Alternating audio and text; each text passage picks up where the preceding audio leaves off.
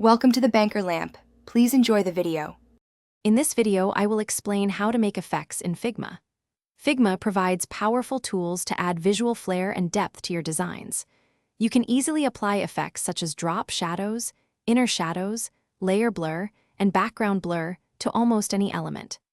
These effects are found in the Properties panel on the right side of your screen, allowing for quick and intuitive adjustments to elevate your design work. Let's dive into drop and inner shadows. A drop shadow gives the illusion that an object is lifted from its background, adding a three-dimensional quality. You can control its position with X and Y values, its softness with blur, and its intensity with spread.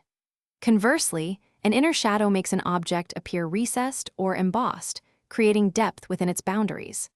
Both offer extensive customization for color and opacity. Next, we'll explore layer blur and background blur.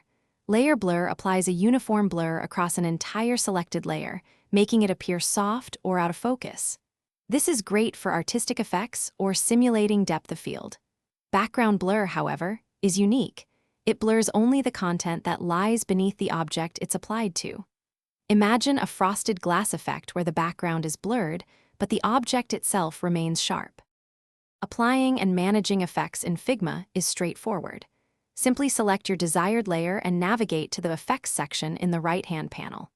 Click the plus icon to add a new effect, then choose from the available options.